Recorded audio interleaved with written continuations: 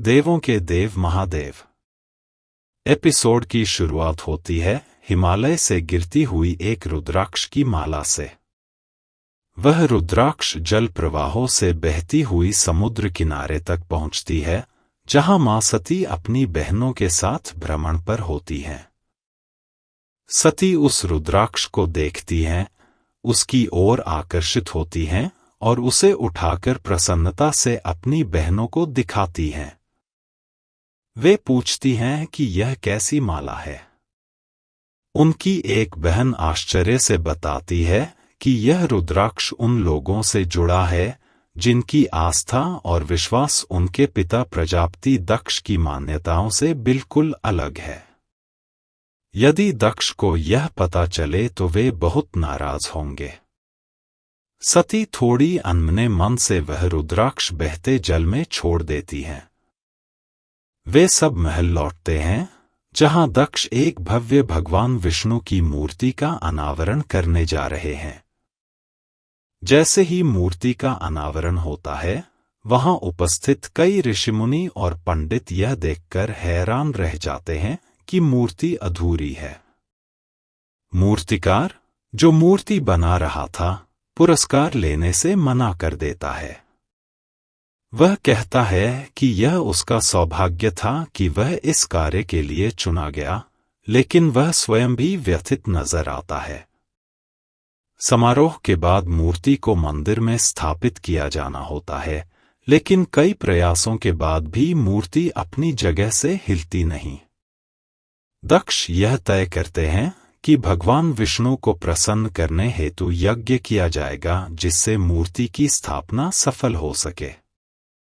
यज्ञ के लिए विशेष पारिजात के पुष्प चाहिए होते हैं। सती स्वयं अपने पिता के लिए ये पुष्प लाने की जिम्मेदारी लेती हैं। पुष्पों की खोज में जाते हुए सती को वही रुद्राक्ष फिर से नदी में बहता हुआ दिखता है। वह उसे अनायास ही उठा लेती हैं। आगे बढ़ते हुए वह एक दिव्य प्रकाश से आकर्षित होती हैं, जो पास के पर्वत शिखर से आ रहा होता है। वहां उन्हें एक शिवलिंग दिखाई देता है, जिसकी आभा अद्भुत होती है। वह अपने आप ही उस ओर बढ़ती जाती हैं और पहुंचती हैं दधीची मुनि के आश्रम में। वहां वे बताती हैं कि वह रास्ता भटक गई थी।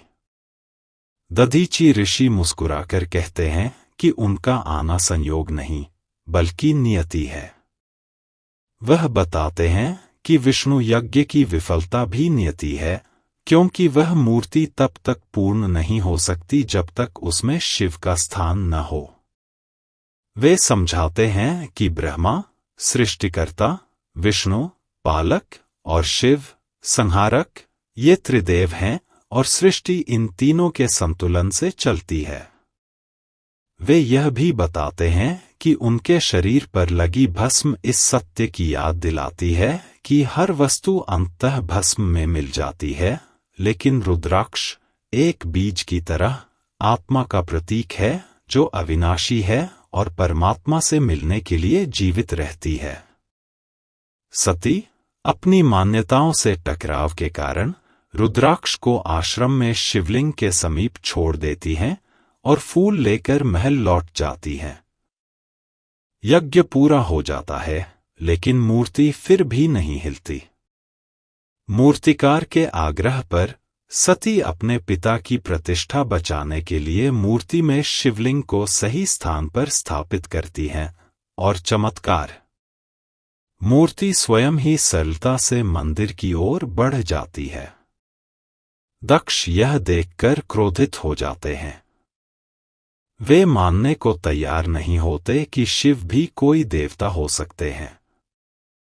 तभी शिव भक्त और दधीची मुनि महल में आते हैं और दक्ष से कहते हैं कि उनका अहंकार और अज्ञान उन्हें सत्य देखने नहीं दे रहा।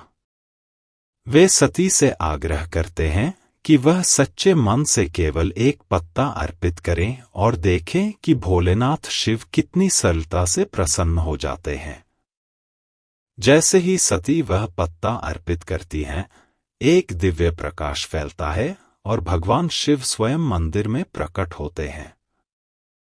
सती के आंसू थमते नहीं, वह निःशब्द हैं, और हर कोई मंत्रमुग्ध होकर इस अद्भुत दृश्य को देख रहा होता है। क्या ही अद्भुत प्रारंभिक कड़ी थी। आगामी एपिसोड का बेसब्री से इंतजार रहेगा। हर हर महादेव।